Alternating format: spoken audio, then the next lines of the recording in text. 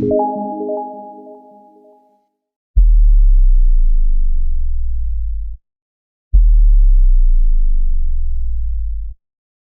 us look at this very important concept that we generally use in mathematics, which is necessity and sufficiency. Consider this example. I have a proposition P that Mr. X lives in USA, and I have another one. Mr. X lives in New York. Yes.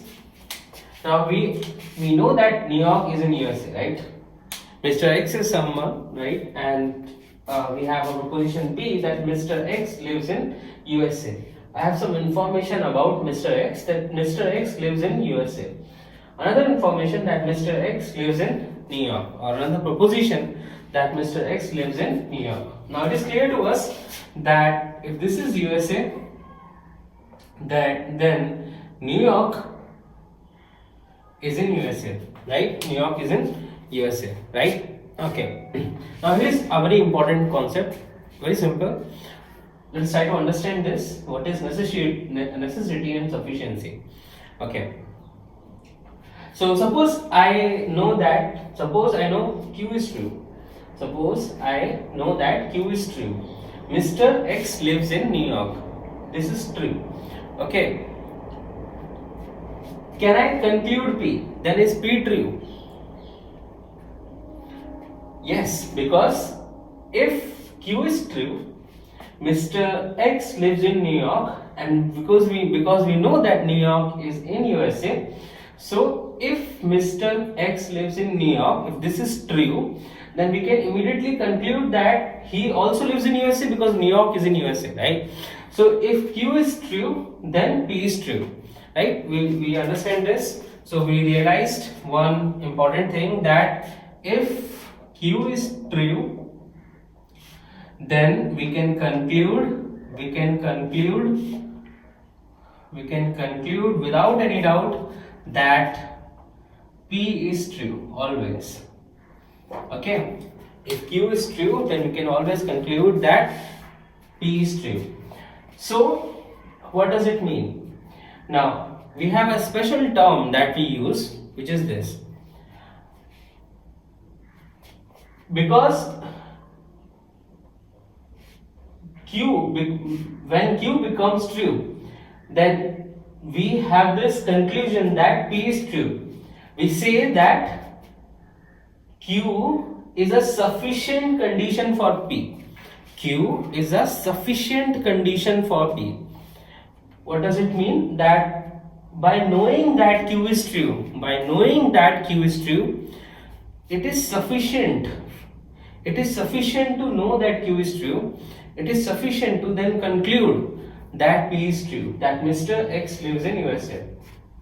If I know that Mr. X lives in New York, then this is sufficient information. This is sufficient information for us to conclude that he lives in USA. So we use this special word called as sufficient, and we say that Q is a sufficient condition. Q is a sufficient condition for P. Q is a sufficient condition for P. Have you understood the meaning of this word?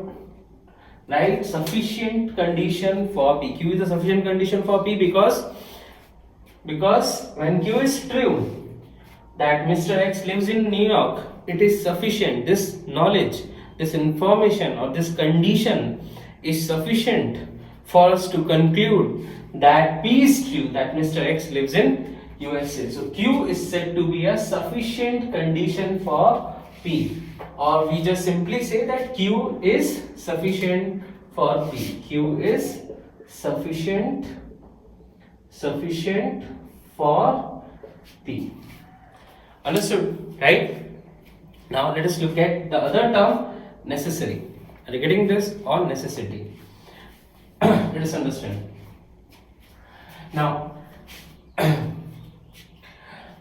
understand this. Try to understand this.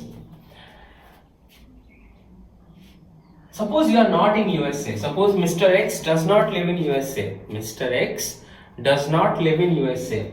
Mr. X is somewhere else, right?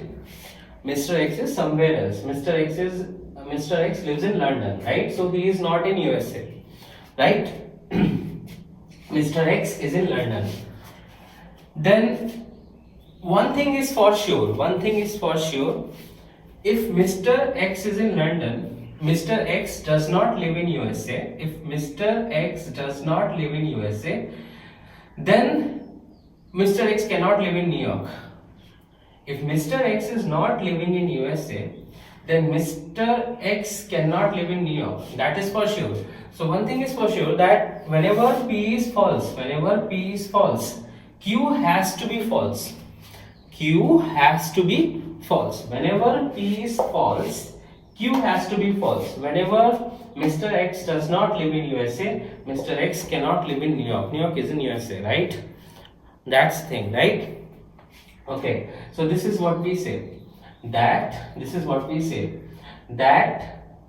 P is necessary for Q. P is necessary for Q. P is a necessary condition for Q. P is a necessary condition for Q. P is a necessary condition because whenever P fails to be true, whenever P is false, Q becomes false. Whenever Mr. X is not living in USA, Mr. X cannot be living in New York. That's the thing. So for this to be true, this has to be true. This is necessary for it. That's the idea. So what we say is that P is a necessary condition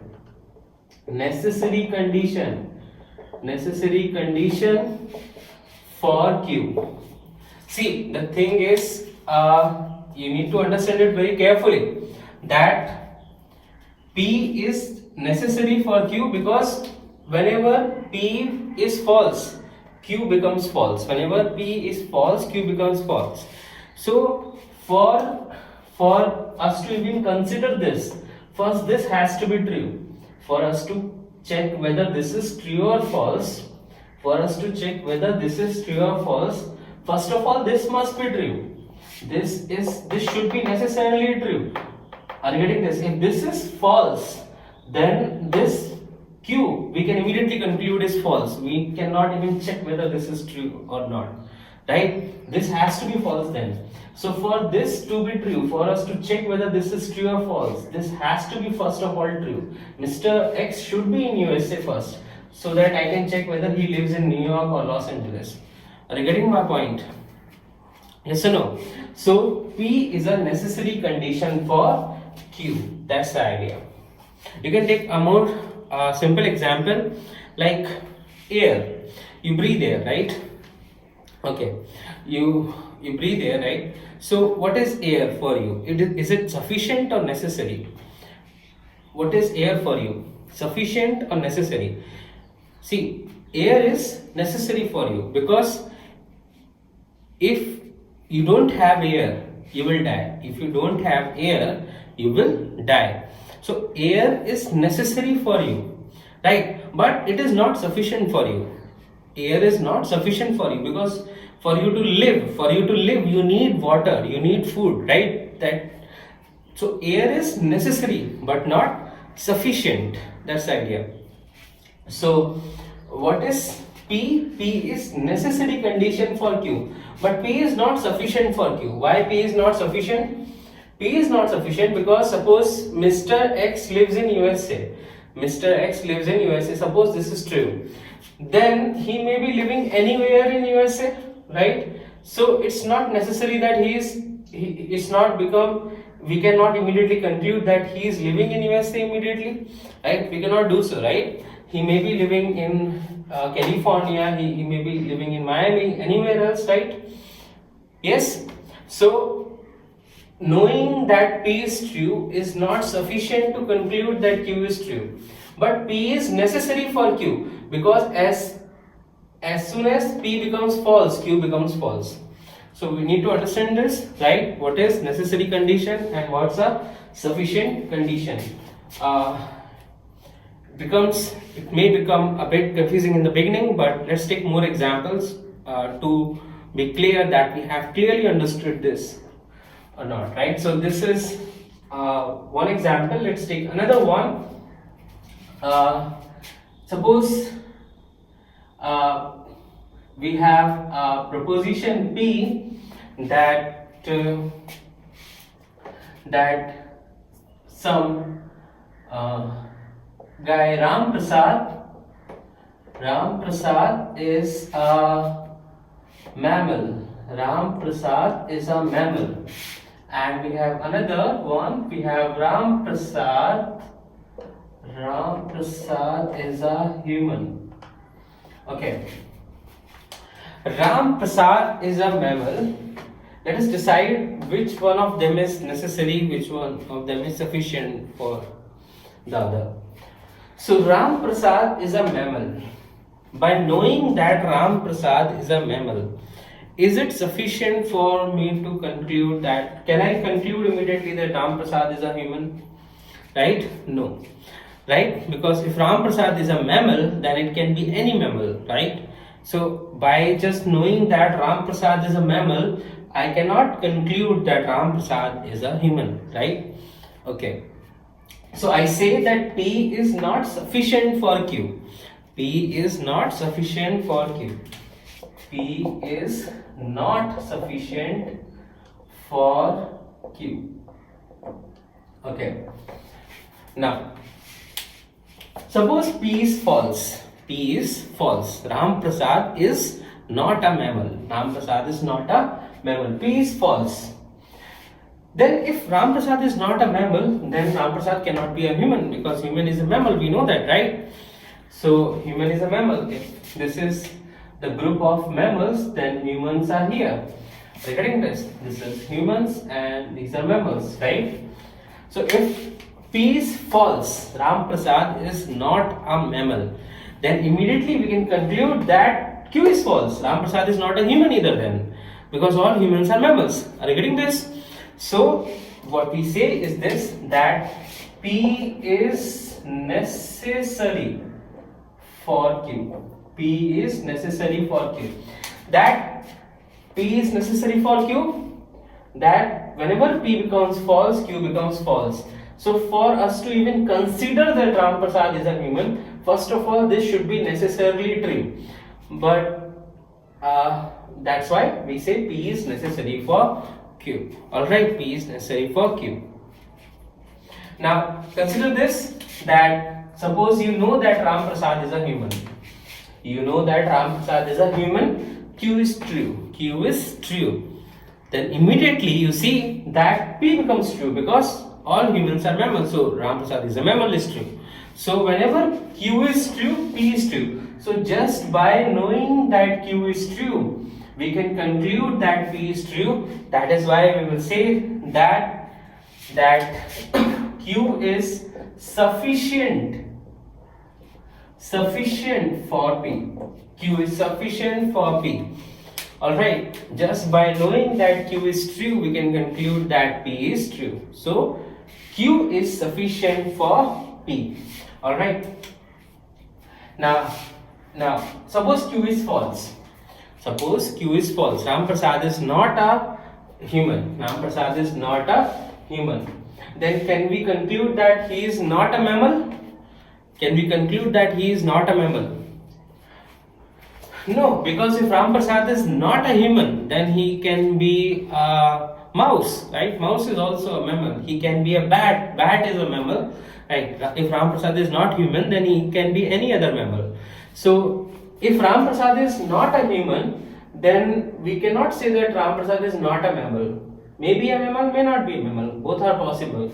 So by saying that this is false, this may or may not be false. So what we say is this, that Q is not necessary. Q is not necessary for P. Q is sufficient for P, but Q is not necessary for P. That's the idea, right? It's not necessary that Q should be true for P to be true, right? That's the idea. So Q is not necessary for P. So here's the thing. Whenever you want to decide that which one is sufficient for which one, right? So what you do is, suppose you want to check whether P is sufficient for Q, then assume that P is true. Then by assuming P true, if Q is always true, then you say that P is sufficient for Q. Suppose you want to check whether P is necessary for Q, then you assume that P is false. Then by taking P false, if Q is also always false, then you say P is necessary for Q. So here are two simple rules that you must remember. Number one, to decide whether X is sufficient for Y. Suppose some proposition X is sufficient for Y. Then assume that X is true.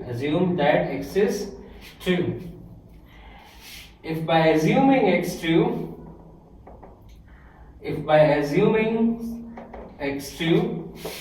we can conclude that Y is always true. Then we have decided that X is sufficient for Y. Then we say X is sufficient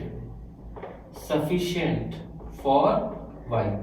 So to decide whether X is sufficient for Y, what you will do is that you will assume that X is true.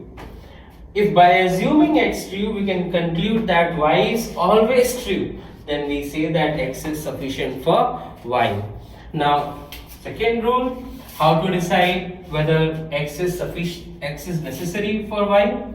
To decide whether X is necessary to Y, what you do is that you assume that X is false. Okay. Now by assuming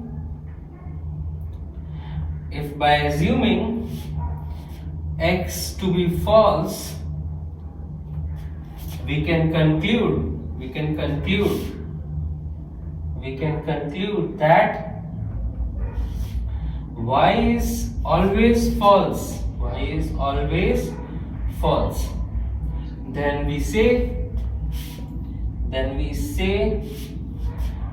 X is necessary for Y. Right? That's a simple idea. So let us revise what we have learned and check whether we have understood it well. So come back to this.